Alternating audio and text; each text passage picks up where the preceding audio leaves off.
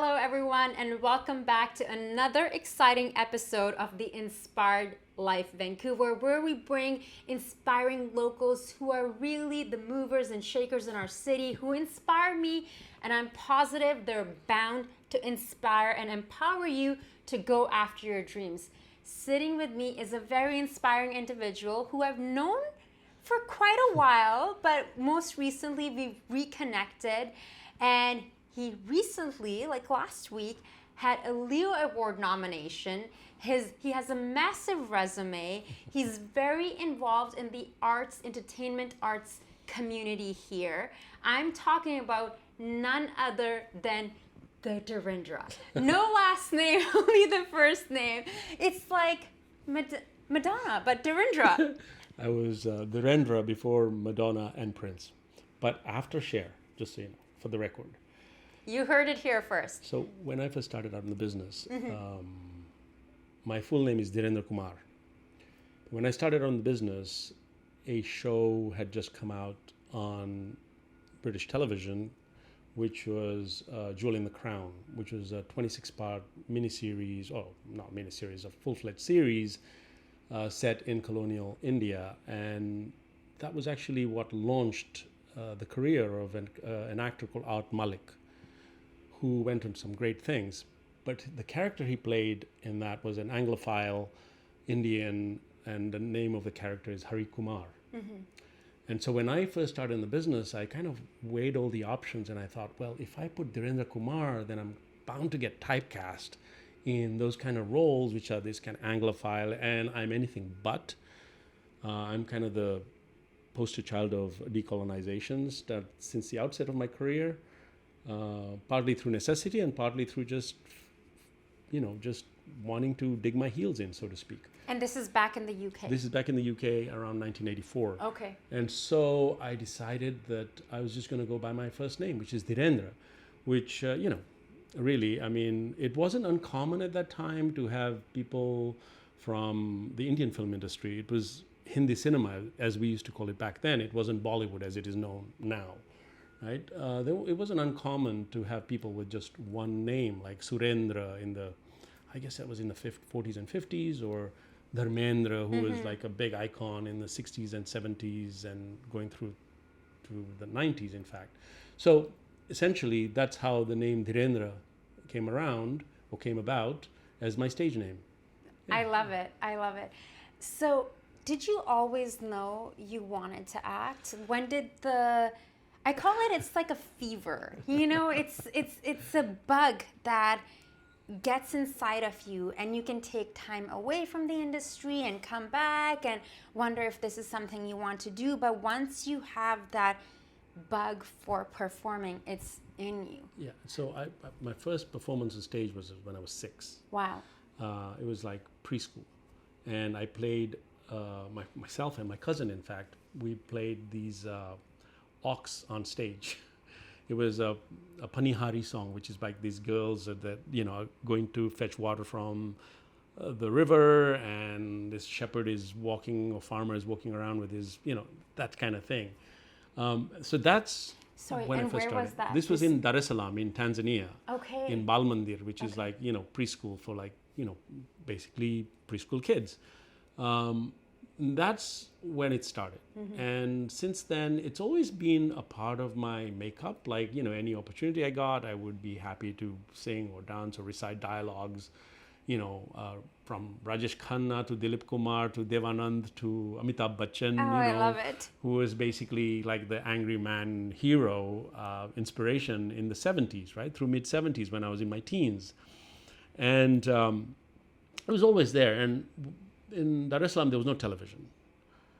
Radio was, in-house entertainment, and the other thing was cinema. So we would go and watch movies every Sunday night. The latest movie that came out, my dad knew the manager of the cinema, so we would get the tickets as like, a perk, so to speak. He worked in a printing press.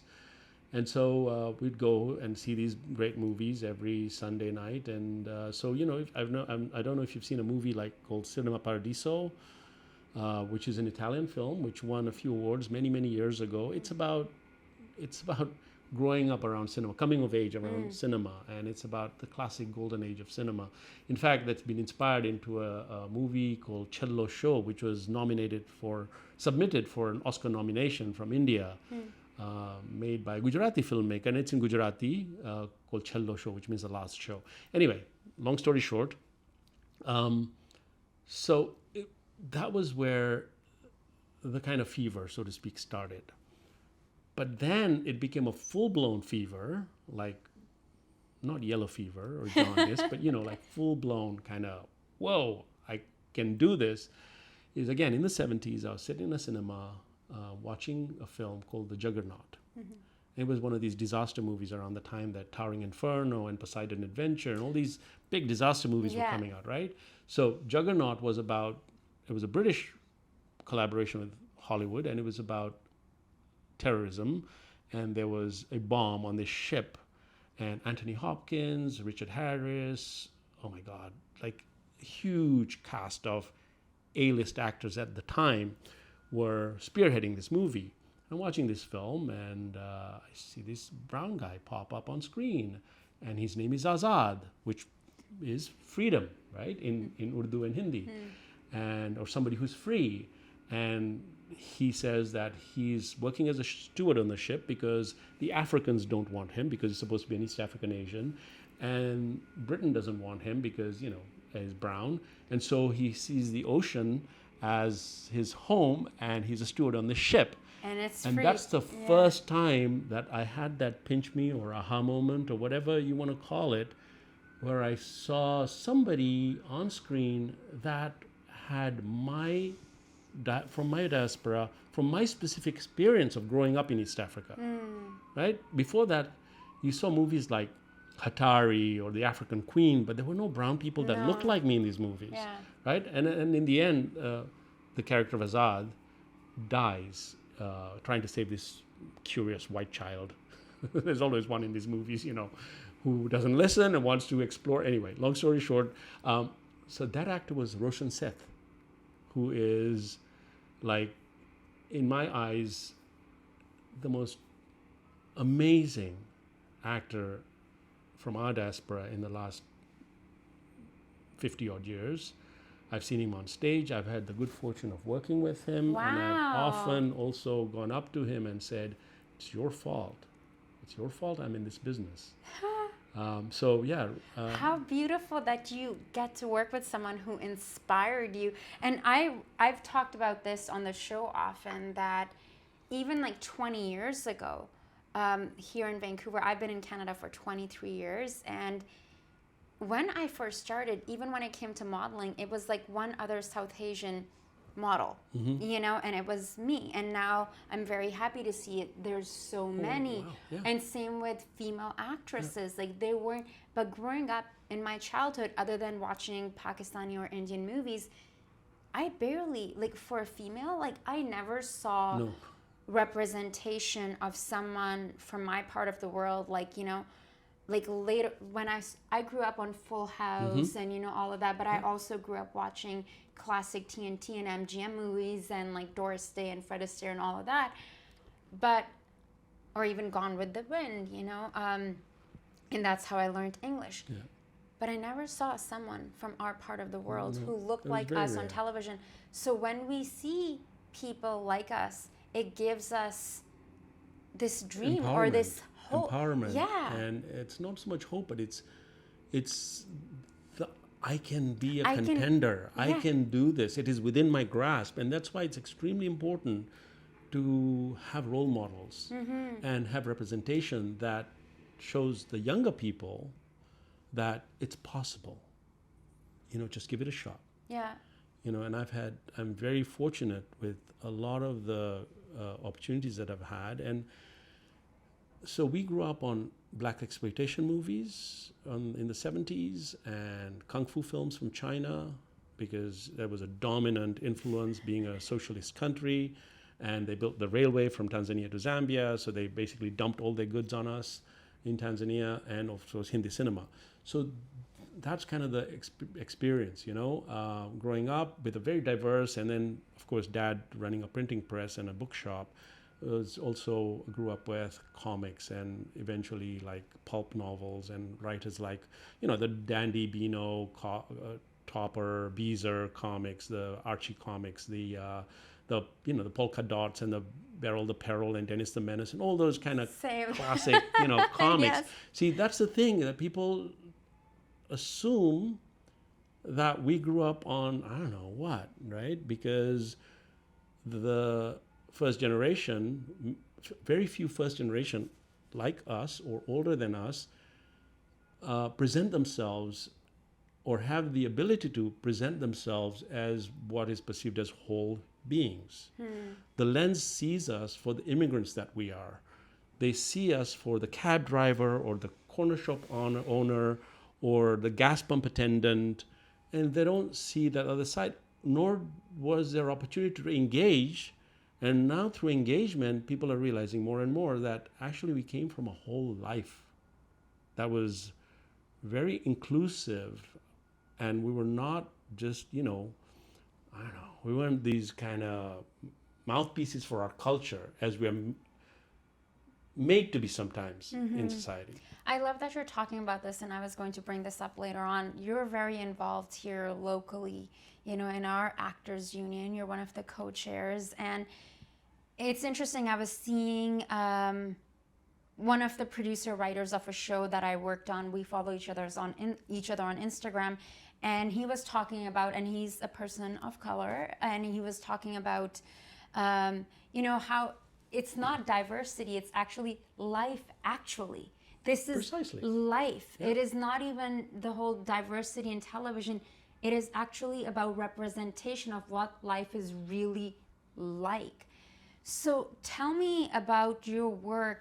I mean, obviously, the amount of activism work that you've done doesn't just relate to the Actors Union, but I want to talk a little bit about the importance of, and you've touched on this a bit, the importance of committees like the BIPOC committee with the union, and the importance of diversity in television, in film. Okay, it's very simple. It comes down to economics. Okay, I mean, we can talk about my advocacy work and how I never had anybody hold my hand or show me the ropes, or we didn't have the resources that people, my child, for example, has today, of options and career counselors and guidance counselors that also my peers, my white peers in the UK had. There wasn't anybody planning the path for my career. And I learned and I grew, and I was just blessed with some amazing opportunities working under the shadow of many hugely talented people that are also wonderful human beings.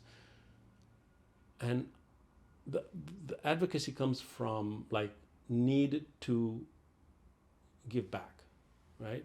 It's inherent in my nature. I think it's my genetic code because of my mother. She's a bit like that. She's always been like that. Never been to India, born in the Congo, Indian by heritage, but because she spoke French, and she still does. She and did? Wow.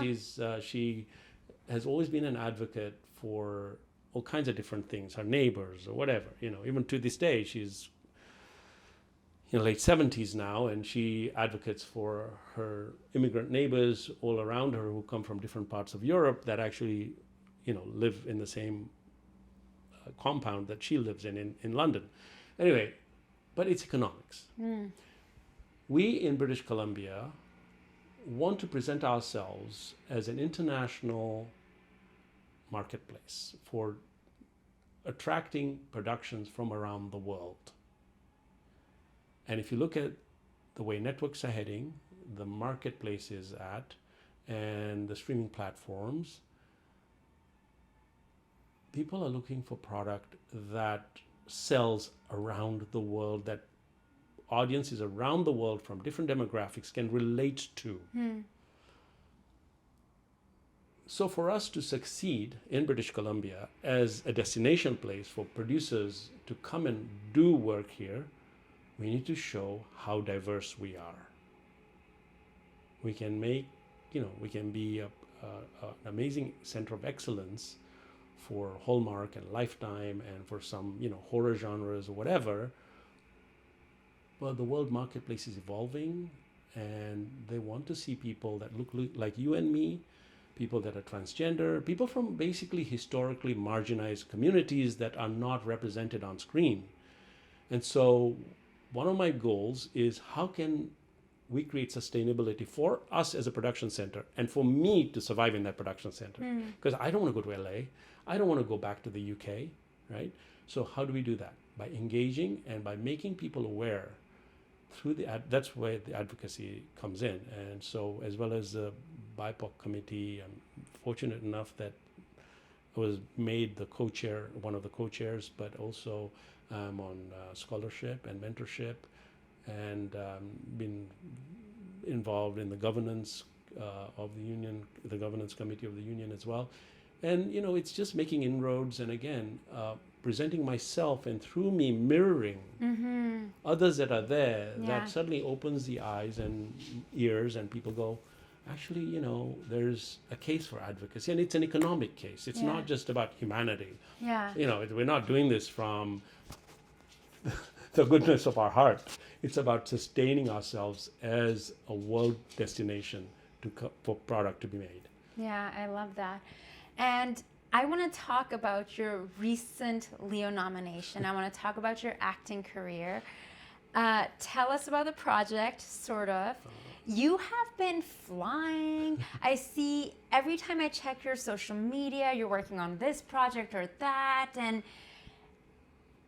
congratulations, first of all. And of course, it's so well deserved. Thank you. So tell me about Sort of, and tell me how it felt to be nominated. So just going back again, Sort of is an amazing experience. It's a one-of-a-kind show, but it's actually revolutionizing television as we know it. They won a Peabody for the first season. They were nominated for a Peabody Award for the second season. And this year, the Canadian Awards, basically best writing, best director, music, so many different awards. And then I was not awarded, I was nominated for a Leo. But just to backtrack a little bit, I've lost my train of thought. It's okay, because we're talking about very exciting topics. I had it when, and there's a reason why. Oh yeah, decolonization, right? So one of the reasons you mentioned about how successful I'm perceived to be and how I'm constantly working. So that was the case when I was in the UK. Through my late 20s, right through to my mid 30s, I literally lived out of a suitcase and working in the theater, film, radio, television. But I would go up, and I had, many peers. I had 30, 40 people who were of my age range, my build. So we went from being packies, right? Is that a word you're allowed to say? So being, basically perceived as brown people who filled a certain niche of being a wife beater or in the UK, in the UK at that time. Yeah. And when I first started out, you'd have people like Saeed Jaffrey, who was like in his 50s, and me going for the same role because we were just a brown type. Yeah. As time evolved, we became different types, right? So we became we stood for despite our outward appearance, we became wanted for our special different skill sets. And I would go up to producers, and because I was always working, and directors, and I'd say, so why me? So-and-so went to RADA, so-and-so went to Lambda, so-and-so went to Central. Why me? I've not, and I had a chip on my shoulder at the time as well, because I never went to any institution to learn acting. I worked through the theater and workshops and trained myself because partly there was no resources, and secondly, because I wanted to dig my heels in to say, I am who I am, accept me for what I am, or bust, And they would say, and this is important for not just people in the acting business, but any industry that you're in, don't lose your authenticity. Because they would say to me, when you open your mouth, you're real. Yes. When they open their mouths, they sound like the institution they came from. Right? So they don't have that connection. So, or they seem to have lost that connection because they're so preoccupied trying to be accepted into the system as to how the system wants people to be instead of maintaining your own. So It's almost like connected more to your heart and your belly versus getting stuck in here. perhaps, I mean, at the time I didn't know this, right? Yeah. And as I get older now and I kind of think about it, I realize that's what they meant. I represented what I was perceived as, but as a full human being. Yeah. And then, there was some, so that's why one of the secrets of my success, perhaps, is authenticity, is not losing touch with the real person that you are and not getting caught up in what the industry perceives of you. I know when you came in, I was almost more excited for your successes and to have this conversation, and you were just like, huh. But when I saw the nomination, I honestly was so excited, and this may sound weird, but I've spoken to a few of my other friends about this. When they have success in their lives, for me, it feels like, wow, like one of us is having this success. So your win to me feels like this feels very close to me because it feels like our win, our nomination. And I feel the same about you doing the show. When I knew that you had a show years ago, and when I saw this was happening, Inspired Life Vancouver, and I was like, yes, she's finally connected back to what she's amazing at, one of the aspects of who you are, right? So yes, you're absolutely right. It's empowering. It's really energizing because that's the tangible change that's happening in our lives, right? It happened in the UK 30 years ago with Bend It Like Beckham. I was there just before that took off. I had done a couple of movies playing leading roles at that time, but Bend It Like Beckham and Parminder's movie really kind of, but I mean, not Parminder's movie, Gurinder's movie, but Parminder in it really kind of, exploded. And so really just be true to yourself, and that is where, your success lies. So, like I get breakdowns and I see, open ethnicity. This is for auditions, right? Open ethnicity. And then they describe the character, and then they say, we're looking for a young Dustin Hoffman, or we're looking for a Dustin Hoffman type. And I'm thinking, well, if you're open to open ethnicity, then why are you using Dustin Hoffman as a reference? Yeah. Right? Yeah.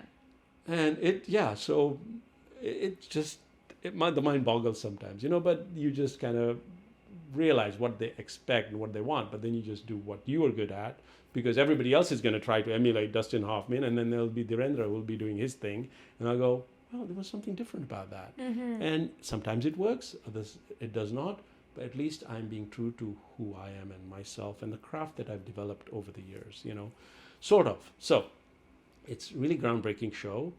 It's set in Toronto. It's very diverse on screen, and also the protagonist, who also is the co-creator of the show, is Bilal Beg, and they're Pakistani, and they're transgender, and they're a nanny in the show, part-time bartender, and a nanny, and working through their transition, and the first season just was amazingly sublime to watch and empowering to see something as authentic, because again, there's the other thing is when you see stories that are not that are about us, they're often issue driven or dogma driven. Yeah. And it was just refreshing to see Sabi, which is Bilal's character, Sabi being a human being. Yeah. Right? And I was sitting there watching it on CBC Gem and going, it's free, by the way, on CBC Gem, streaming 2 seasons. I'm in season 2, so watch.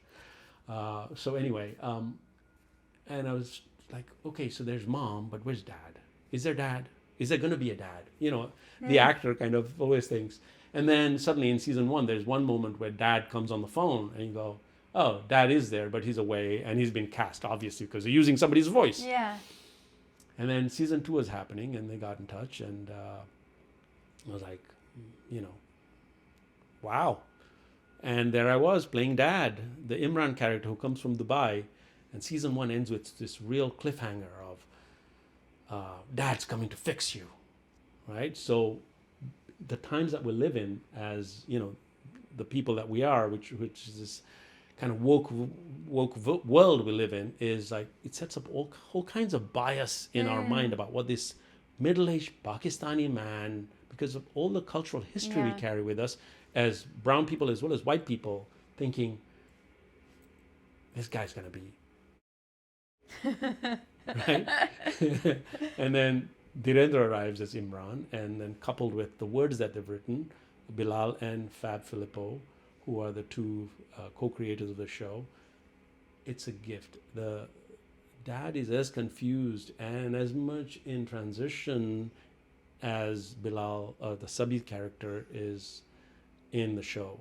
And I had a personal target I set up for myself, personal goal. In season 1, episode 1, Sabi's character meets Mom in an alley. Mom's come to drop some food for them, and it's the first time Mom sees them in their full regalia. And that moment is such a powerful television moment. It's like it's gonna be ranked among one of the greatest television moments in history of television one day, hopefully. And so for me, it was like, okay, when I'm playing Dad, no matter what the writing is about, I've got to create a space for my gender that I'm born in to represent, to bring a certain amount of humanity to the role. And that's what we attempted to do. And I had some really good directors and collaborators who basically saw Imran, Papa Mehboob, in the same light as I saw, and encouraged me to go the way I did. And I'm humbled and grateful for the nomination. It's my fourth nomination overall. I've had some UBCP nominations, and I've had Leo nominations as well. But to be a part of this show and stand for something as authentic as this, not just on screen, but behind the scenes as well, because I arrive on first day on set of filming, and I'm surrounded by a world of that reflects reality and not a conventional television crew.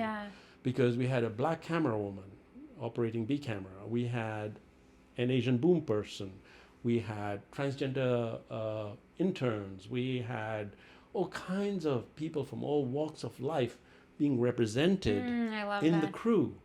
In 37 years of my career, never seen that before. I don't think I've seen that either. And that's the beginning. And this is just the beginning. I'm so excited for this show. They're now filming season 3, and I wish them nothing but the greatest success. And I'm just grateful to have been part of that journey, to be able to be a mouthpiece to get the word out for more and more people to engage with it, because it is very bingeable.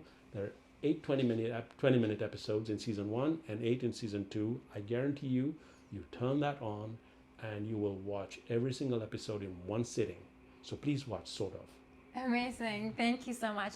I want to talk a bit about some of the other nominations, which I knew of before, but you're also a voice actor.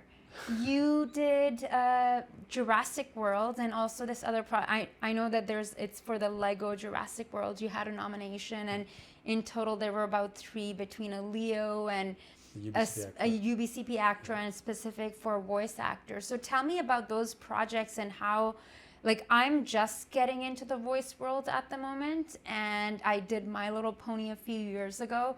I was told apparently my pitch is really high, so I can go for boy or girl and very young age. I was a show pony. So how did you get into voice, and how do you like it? So one of the realities of working in the UK was you didn't get pigeonholed. You worked in film, theater, television, radio, and it's funny you should bring that up, because one of my other first mentors was Bill Nye, who is Bill Nye. Way. It was my first radio job. It was a dramatization. He's in Love Actually, right? Love Actually made him the household name that he is. but he spent 30 years prior to that Yeah. in the industry as a theater actor. Yeah. And I had the good fortune of seeing him and Roshan Seth on stage at the National Theater. Wow. Yeah, which is like just, and so this is a dramatization of the novels that were called The Bhavani Junction, written by John Masters, classic set in colonial India. And I was in 4 of them called The Lotus. The story was called, the series was called Lotus and the Wind. And Billy played Colonel Savage, and I played Jagbir Pun, the Gurkha orderly, and Juliet Stevenson played Mrs. Savage. And I had never done radio in my life. I was, 24? And it's my first gig, and he took me under his wing. And again, such a humble, down-to-earth human being. I learned so much just because, and it's a journey, us traveling through the desert on this expedition. So it's really, a lot of it was just the 2 of us, right? And very enriching, empowering experience. And so radio became a part of my repertoire, so to speak, working on radio plays and doing voiceover and, all kinds of stuff. And so you've done over 100 now. Over 100! And then Lego Jurassic World. So that was, again, a miracle. I had walked away from the business trying to raise a child. And I auditioned for the Simon Masrani role, which was actually made immortalized in the film, the first Jurassic World movie by Irfan Khan, the late Irfan Khan, who passed away a couple of years ago. Amazing actor. And I auditioned for it, and I didn't get it. And then they came back almost 10 months later, and my agent said, "Can you put yourself on tape for this role again?" And I said, "But I did already." They said, "Yeah, they did it, and now they're recasting, and they would like you to really, give it a second shot." So it turns out they had cast the role. It was made with another actor, who is a local actor, amazing voice actor, an amazing human being, and he's also biracial and BIPOC. And he said, "I really think this guy does a lot of work." And he said, "I really think you really need to get a real brown guy for this. And as much as I love this role, I think I'm not right." So good for him. yeah, Wow. To turn down work. Yeah, Giuliani. What's his name? I can't remember his first name. Anyway, I want to meet him and thank him, right? Because he made space for me to play Simon. And then I did 2 seasons, The Secret Exhibit, which is a mini series, and then Lego Jurassic World, Legend of Isla Nublar. And then the 3rd part, which was the sibling rivalry, where I have a twin.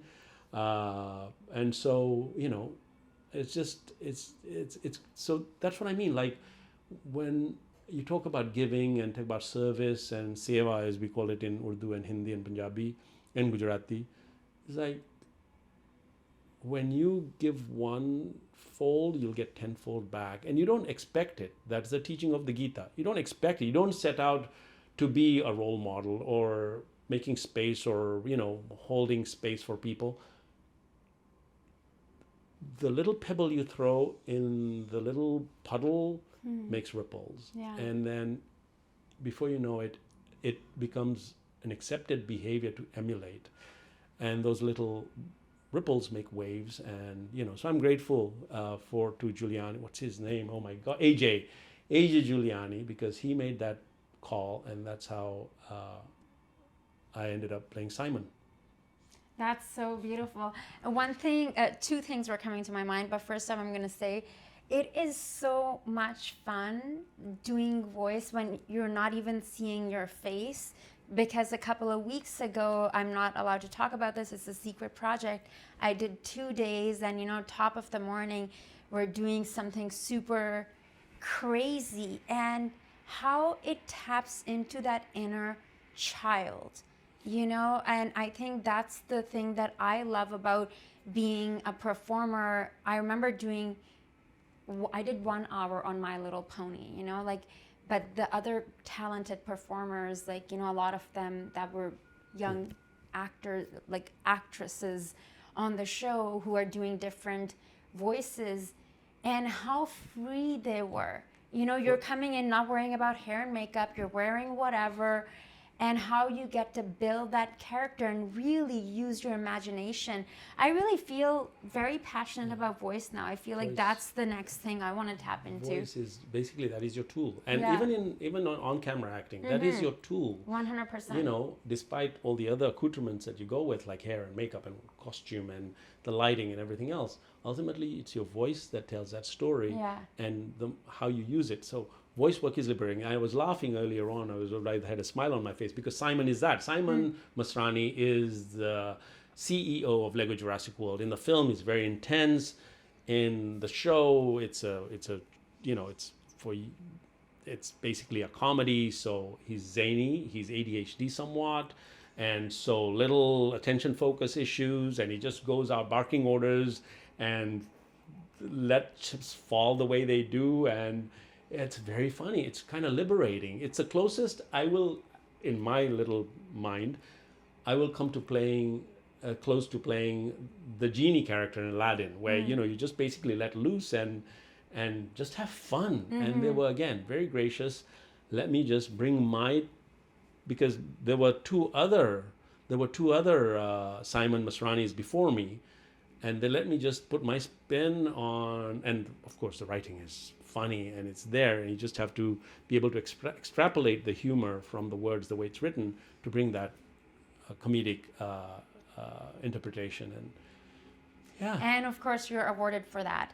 So, nominated, not awarded. okay, then- nominated, almost a win for And me. I know we're It's- probably running out yes. of time, but you mentioned the other voice thing, and that's also kind of iconic because it's a show called Polly Pocket, and it's whiter than white. And a few years ago, they basically decided that they were going to change stories and be more inclusive and create roles for BIPOC talent and recast BIPOC talent, recast roles with BIPOC talent which were not played by BIPOC actors before. My role was one of those roles that was created, and I actually play Polly Pocket's grandmother's husband, right? And I'm brown. And they also incorporated the fact that I'm from Tanzania. I love that. So, for a preschooler show like that, which is aimed at kids, to show that interracial couple of mature age rather than, younger people, it's groundbreaking. And so in many ways, kind of, groundbreaking and showing the world for what it is, or having the world catch up. So, yeah. I love that, and you get to Grateful be a for all part of it now. And that, to me, I'm very grateful for how the last few years things are changing. I'm certainly getting more voice auditions in terms of even auditions like in period. But the fact that for a South Asian or Middle Eastern person, that they are bringing me in versus before they would just bring in a Caucasian actress who could do the accent. I'm not going to say on what show, but I acted on a big network show. Not like my resume is as big as yours, so I'm sure people could find out. And I have a stunt in it, and they brought in someone who was Caucasian, and then they put foundation on their skin to match mine. But then on the day, the way the stunt was, because it was taking so long, it was just my scene. I said I could just do the fall myself because it was easy. Like I wasn't going to be hurting myself. But I found that so fascinating. I'm like, there's so many stunt performers. Like you couldn't find someone. So that's something that we've been advocating Yeah. for as part of BIPOC committee and working with stunts in our union as well, because that's been a trend, and for many years, the excuse that was used was safety and reliability, because a stunt director, majority of them were white, feel like, oh, can we rely on a stunt person to deliver? And who can we rely on? Oh, we know this person, and we know they can do that stunt because they specialize in that particular fall or that particular thing. And so there was an unconscious bias, right, that stopped people from getting opportunities. And that's an ongoing discussion. Things are changing. and things change around Black Lives Matter. Yeah. And our job is to keep stoking that flame and keep it alive so change continues to happen rather than, just it be us being a part of a wave and a trend. Same thing with hair and makeup, like for persons of color, but especially Black people with textured hair. There's been so much abuse that has gone on, emotional, physical, scarring that has happened, not just physical, but also emotional scarring.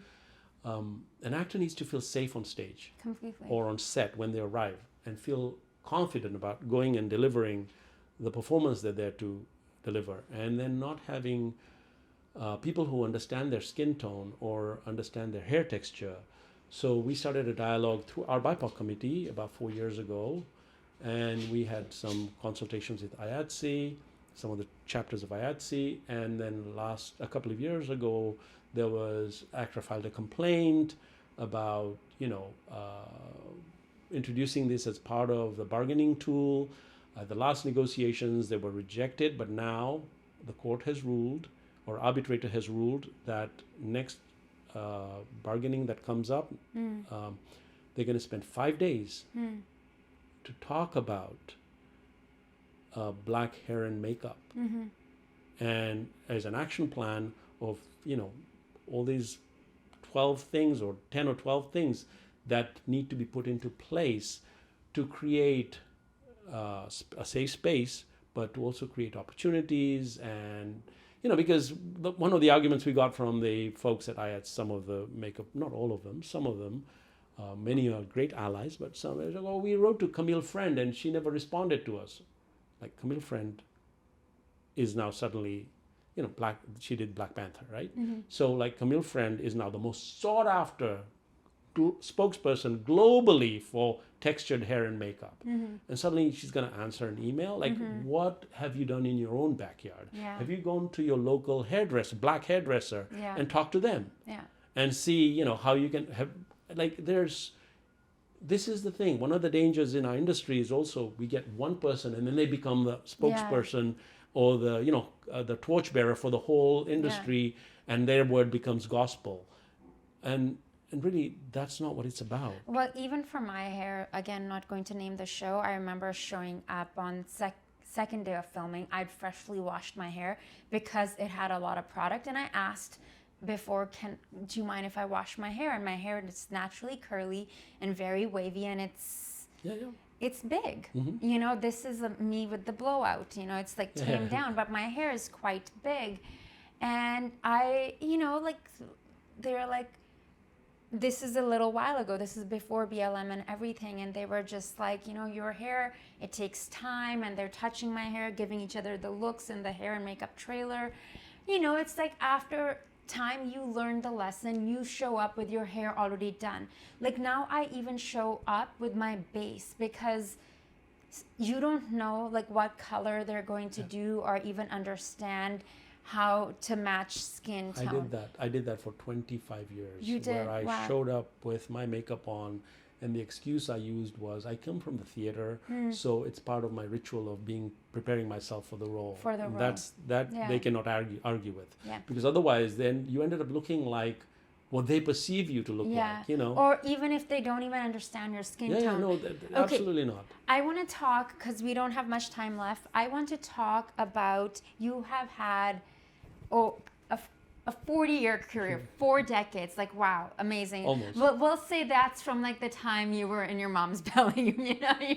We'll just leave it at that. I'll be 63 in October. Wow. Or we say, mashallah, great, fantastic. Yeah, thank you. Very fit. You look the same as like I remember meeting you 20 years ago. What would you say are some of the key things that you have learned? It's like, for example, Anthony Hopkins, his career didn't really start till like much later, and a lot of people, they'll do a class or a 6-month course or whatever, and if it's not working out, just give up on their dream. Like, this is something, you were born in Tanzania, then moving to UK, now here in Canada. Now your work has taken you around the world. You're very much in demand. at 63, you're very in demand. Like, what do you think is the lesson that you have learned that has allowed you to stay current and keep that fire and passion alive for performing? Very simple. Stay real, stay connected with who you are, stay rooted and grounded. Humility is the biggest asset in this business. My grandmother used to say, she lived to be 96. Her name was Icha Ben. Icha means wish in Hindi. And she used to say, Dikra, when they say you are good in the papers, just think you're only half as good, they say. Because that way, when they say you are bad, you will know that you're only half as bad as they say. Right? So the reason I'm saying this is it's very easy to get swept away in what we read in the papers about ourselves, the awards, the functions we attend, the way this business and all the accoutrements that can potentially come with them blind us. Don't be blinded. Remember, you're the same person you were before this business wooed you and embraced you, right? Because as time evolves, you will either be a flavor of the month and soon you will fade away and there'll be somebody else. As there's a very famous poem that was used in a film called Kabhi Kabhi. It's a Bollywood film, and it says, "Main pal do pal ka shayar hoon, pal do pal meri kahani hai, pal do pal meri hasti hai, pal do pal meri jawani hai," which means I'm only here for a moment, a fleeting moment. Tomorrow somebody else is going to be in my place. So always be in the moment, be humble and be real, and be true to serve the moment in life.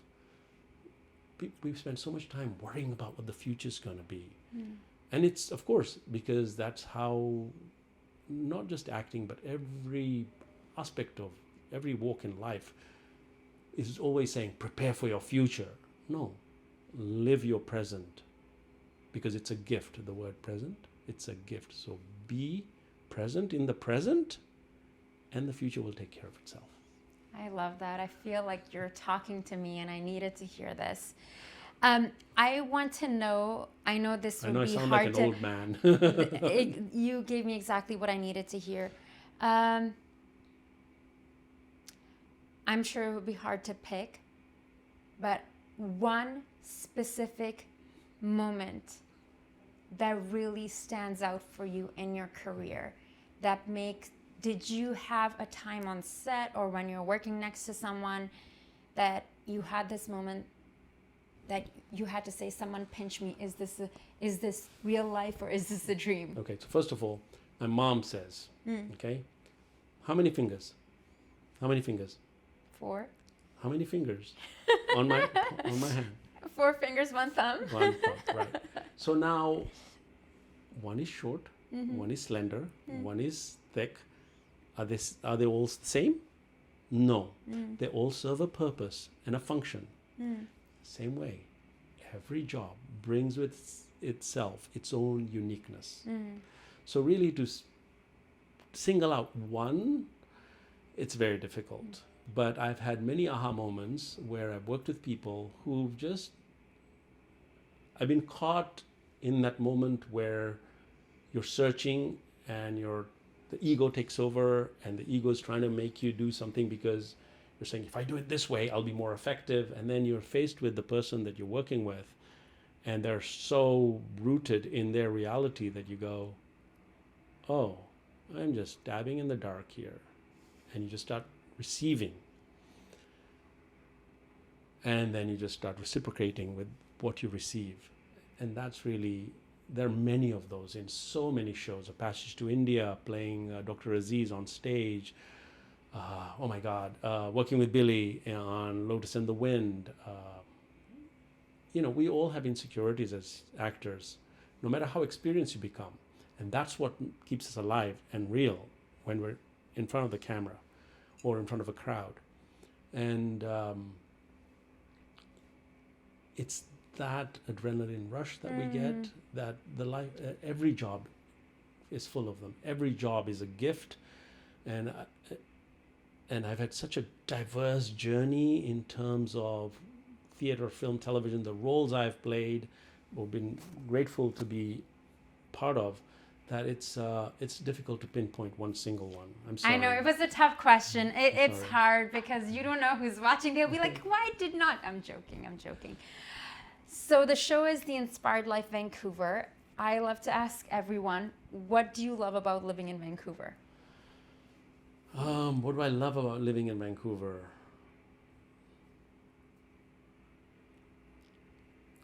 Wow. Again, how long have you got? Very quick answer. Family, community. Is there a particular place that you like to go, whether it is the beach or a hike or a cafe or a gallery, that inspires you? In the growing season, my garden. I have a very small garden and I work it. I guess I'm a bit of a control freak. And so that tangible, sometimes when you work as an actor, you don't get to see the result many months down the line. And there's so many other co-creators that are part of the journey that you don't know how you will end up looking when the finished product ends up. But my garden and my kitchen are two places where I know that I can see immediate result of what I've invested. And I'm sure, following me on social media, you've seen the plates I create for food for my family, because if I hadn't become an actor, I would have been a chef. You can cook for us anytime. But you know, that's basically it's my kitchen and my garden are the two places that, you know, I mean, we're blessed with so much amazing nature. I mean, look at the view here, you know, such amazing beauty around us everywhere you turn.